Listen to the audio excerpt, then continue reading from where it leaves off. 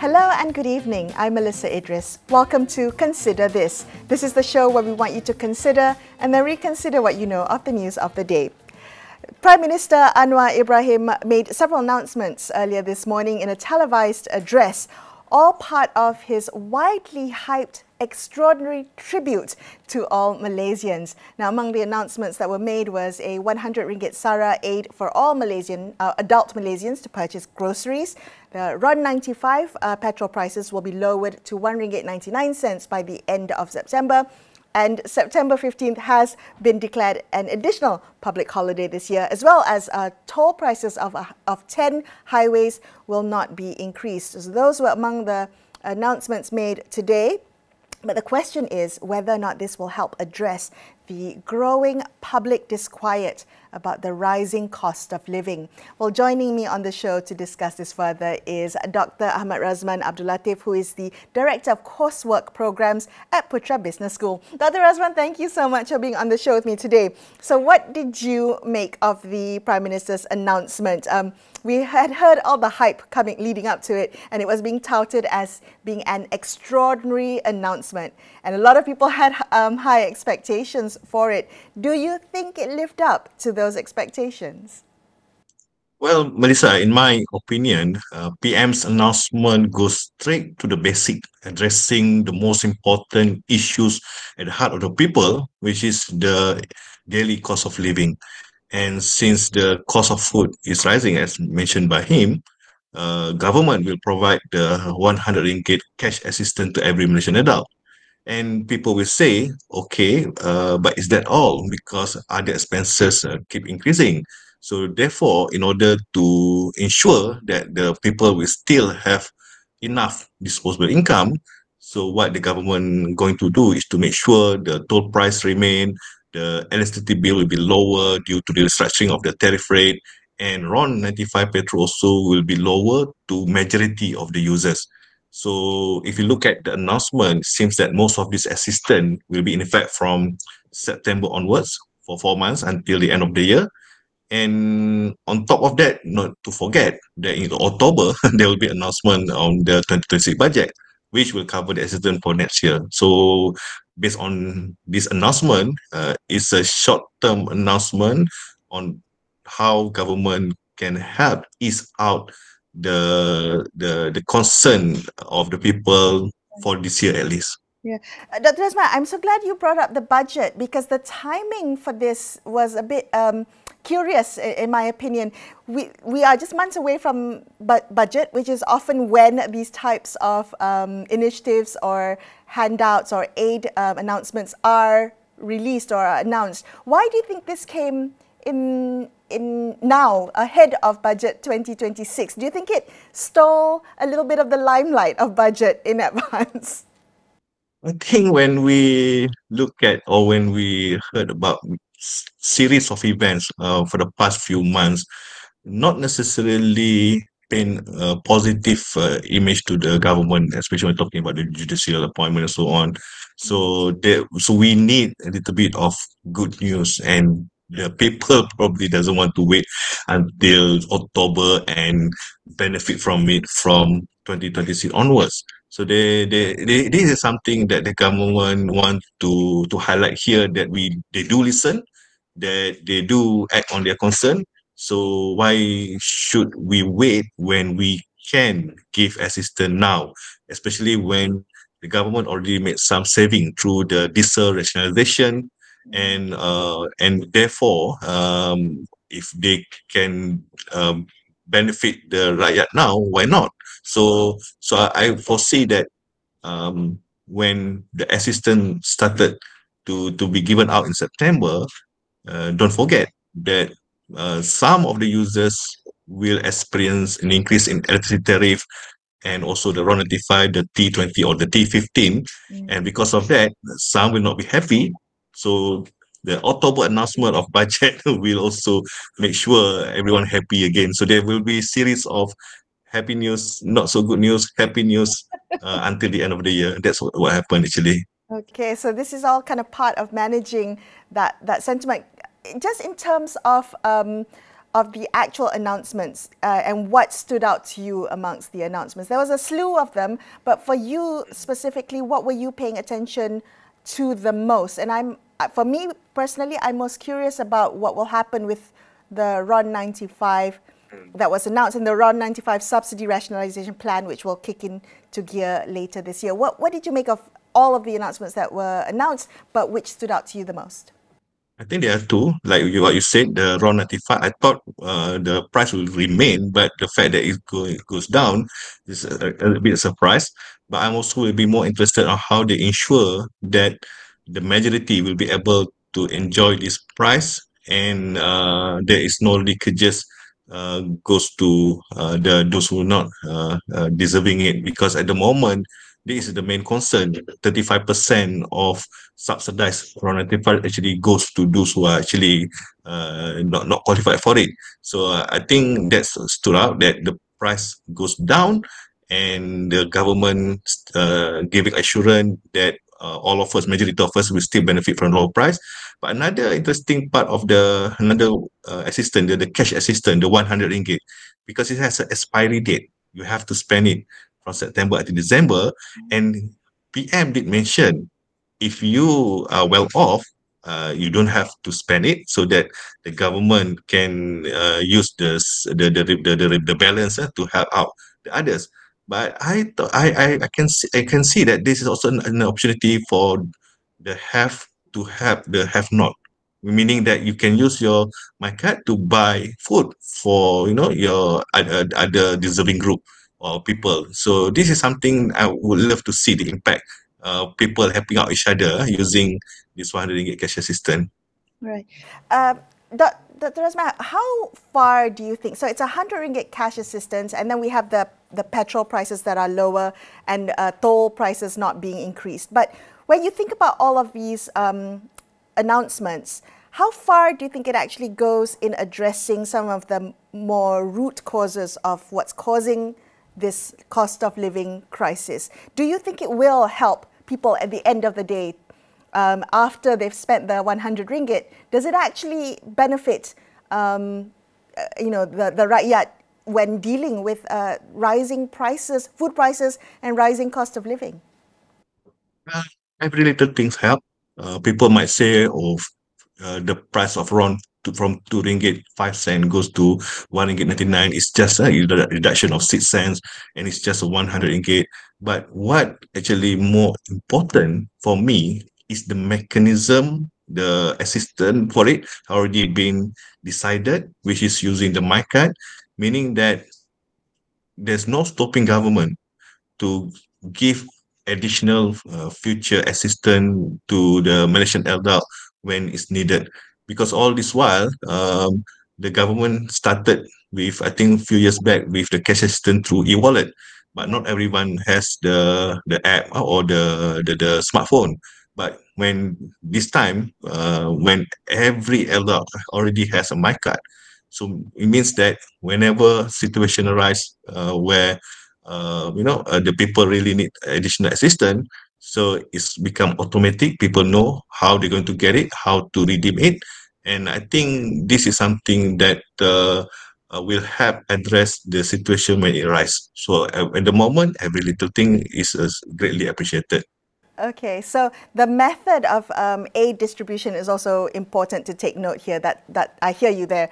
Can I ask you, Dr. Razman, how we can afford this as a country? This is going to cost the government some amount, a big amount, a significant amount, to fund all of these announcements, to fund the 100 ringgit for every adult Malaysian. Can we afford it as a country? Where is the money going to come from? Especially as the government talks a lot about, fiscal discipline and closing or narrowing the fiscal deficit. So was this a prudent use of money, in your opinion? Well, when we heard the announcement last time by Minister of Finance, the second, the Minister of Finance, that if they implemented the rationalization of RON 95, the estimated saving probably in the region around 8 billion onwards, upwards, 8 billion upwards. So imagine if it's 8 billion annually, if a quarterly is 2 billion. So if they started this transaction in September, okay, so the estimated saving of 2 billion can be channeled to help the 100 ringgit cash assistance, because cash assistance allocation is about 2 billion. So I foresee this is what they're going to do. The saving from raw notify rationalization will go straight to the cash assistance. And we're talking about the other 500 million subsidy for toll price. That one is already been allocated actually for the subsidy itself. Right. So I can see that the saving from the rationalization of Round 95 will be useful to help in this providing assistance. Okay. Do you think the benchmark has been set for budget 2026? So now we've got all these announcements, and expectations of the public now will probably be higher come budget 2026. Is this the benchmark that we are expecting? Well, since 2026 not the election year, I think election year 2027, so government probably will not be that too ambitious or overpromise. From what we have seen, 2023, 24, 25, it's always a gradual improvement on the assistance or initiative. And we have seen even the reduction of new debt by the government is a gradual, the fiscal deficit is gradual. So I don't think government will overpromise things, but definitely there will be a gradual improvement on yearly basis. Razman, thank you so much. Always a pleasure talking to you. Dr. Ahmed Razman Abdul Latiff from the Putra Business School there. And we're going to take a quick break here and consider this. We'll be back with more. Stay tuned.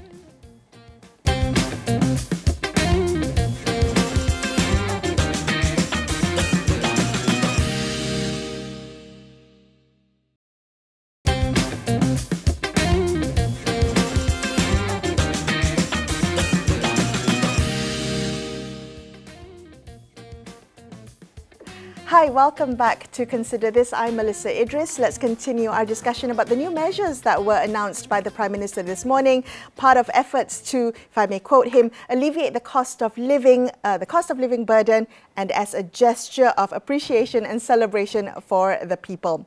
End quote. Joining me on the show now to discuss this further is Ibrahim Sufyan, who is more affectionately known as Ben. He is the co-founder and programs director of Merdeka Centre for Opinion Research.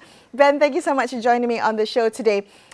What did you make of the series of interventions that were announced this morning that were aimed at easing the cost of living crisis? Was it what you were expecting? Because I know many people who had thought it was going to be a 4-day work week. They really thought it was going to be that announcement. What did you think? Did this live up to your expectations? Well, I think it's a bit of a surprise, in fact, because number one, it is officially near the midterm of the government right now. And it is a surprise for the way the government has presented itself, that they've created this little bit of drama about what they were going to say in appreciation to the public. And I think pleasantly surprised, and in the sense that somehow they managed to muster some resources to reduce the prices of petrol and also the cash transfers, among the other measures. But I think two measures are the ones that I think people are talking about right now as the news unfolds. Right. I know a lot of people talking about the public holiday as well, Ben. Yeah. But a lot of people I learned had already applied for leave because it's but then that's, I think, a pleasant surprise as well. But I think the petrol price, I think, speaks of how I think the government is trying to respond to critics about what they've been talking about in the past and not making good on that. I think they're trying to at least assuage members of the skeptical public that they are trying to reduce the burden on the Rakyat. Yeah. Can you talk to me about that? The saya ulang catchphrase that was used as a teaser to this announcement. We know that Anwar had used this quite a fair bit, and it was a sticking point, a sore spot for him in terms of his promise to reduce the price of petrol. Talk to us a little bit about the significance of the fact that he can now say it is going to be lower petrol prices. Is this considered a win for Anwar? Can he claim victory over this? Well, I think jury's still out there. You know, at the end of the day, Malaysians are, many people have high expectations on government. I think of late, you know, coming to your question, of late, there's been a lot of supporters of Anwar Ibrahim and Pakatan Harapan who said that they were disappointed over many, many things about unmet reform expectations and so on and so forth. But I think the one sticking point that grates, I think, people in politics, particularly those surrounding the Prime Minister, is the fact that at every single opportune moment, the opposition has always needled him on the fact that he once promised that if he became Prime Minister, he would reduce the prices of fuel. And that keeps people reminded all the time. And I think it's particularly interesting that he's chosen this moment, because when we look at the surveys that we've done in the past, actually, you know, Malaysian public is divided into two segments. The people who were aware of Anwar in the pre-reformasi days and those that came after. Those people that came after only remember Anwar in terms of what's being displayed and kept on the internet. And unfortunately, it's about his promise to turunkan harga minyak. And so I think by doing this gesture, at least for the time being, he would have been able to say he's kept his promise, that he's done something about it. Remains to be seen how many percentage of the crowd out there are made happy, neutralized by this action. I think it will still end up being positive for him, and at least he's making the attempt. But for others, people will say that he's just responsive, is not far-reaching, is not a transformative way of spending public funds. Okay, that's interesting. I was going to say janji ditepati, but I realized that's the wrong slogan for the wrong governments in power. But can I ask you, Ben, what you make of the timing of all of this? So we had spoken earlier to Dr. Razman of Putra Business School about the announcements coming ahead of budget 2026, just months before before what we would have expected would traditionally be announced in budget. But this is also quite crucial because it's coming ahead of the planned protests on Saturday calling for Anwar to step down, the Turun Anwar rally. What do you make of the timing of this announcement? Yeah, it's unfortunate that the timing of this, which marks the middle of the current political term, also coincides with the rally. Based on what we're looking right now, there isn't an overwhelming support for the rally. You know, the Prime Minister's rating, is still relatively stable. It's doing generally okay. It's lower than the 55% we announced a month and a half ago, but it's not that far off. So it's still generally okay. So there isn't like a great deal of people walking around unhappy and raring to go to the protest. I think the protest will have to really organize and persuade supporters of the opposition to show up. In fact, I think large majority of Malaysians actually appreciate the stability that we have right now, and also appreciate that the government is trying very hard to get investors in, trying to get things to move, and this is no mean feat. And I think the sticky things with inflation and wages, I think that's something that's systemic and needs a long haul approach. Right. So the timing, it's unfortunate that it's ahead of the protest. So a lot of people are going to connect the two dots that perhaps this is in response to the protest. Right. Although I think it's not necessarily going to be a very large protest. You don't think the timing was intentional to maybe deter some people from joining the protests? I wouldn't put past it, because it is, I would say, a moment of reckoning for political leaders, when you have their competition trying to organize a protest.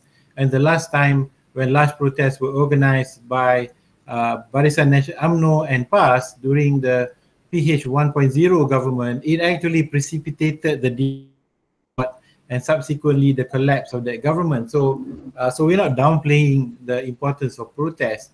However, I think where we are now, it's at the point when the economy is generally recovering and things are fairly stable. And also the coalition partners in government, they seem to be working generally okay. You know, they don't have any major issues working with one another, and also seems to be pretty well coordinated. Beyond that, I think we also are looking at potential elections in Sabah that may happen perhaps sometime at the end of Q3 of this year. And so having this statement, which occurs before the budget, I think that puts something ahead of the Sabah state elections. Right. Ben, you mentioned just now, you cited the Merdeka Centre midterm survey for the Madani administration, and in which Anwar Ibrahim's approval rating was at 55%. That was back in May. Can you talk to me a little bit about where you see that trajectory heading? The Prime Minister has had a really rough month of June or July with the SST implementation, the electricity tariffs, with the judicial crisis, with Rafizi and Nik Nazmi leaving cabinet. It's been a rocky month for the Madani administration. Do you think that you will see that trending in the approval ratings going forward? Right. I think with respect to public approval of the government and leaders, what we notice is that the public responses more strongly towards economic measures. So when we did the survey that was published, it was a survey carried out at the end of May last year, and that took place during the time of the PKR party elections. Subsequent to that, we have announcement of the expansion of the SST. And at the end of June, all of these numbers eventually will be carried out. At the end of June, we noticed that the figure for the Prime Minister had dipped to about 50%. And it's not really because of, I think a little bit is due to what happened inside the party with the departure of Rafizi, Nik Nazmi, and the whole kerfuffle, about PKR.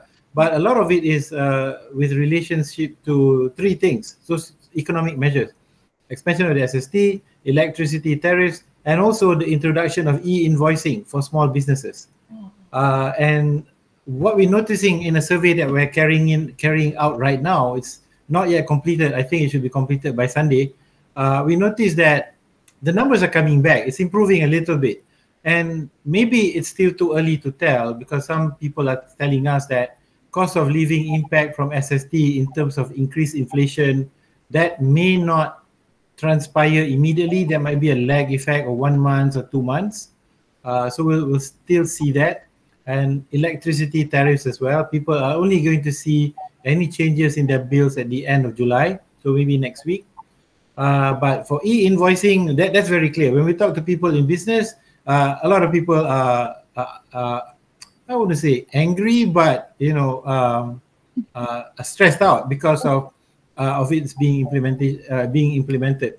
But my sense is, once these things are underway, and if the effect on inflation is somewhat moderate to low, then eventually the numbers will turn up again, will improve again in about 3 months' time. Last year, when the government reduced the diesel subsidies for West Malaysia, we noticed that the ratings, approvals dipped as well in June, July. But by September, it crept up again. So it came back because suddenly it realized that the effect on inflation wasn't as bad as people had thought it would be.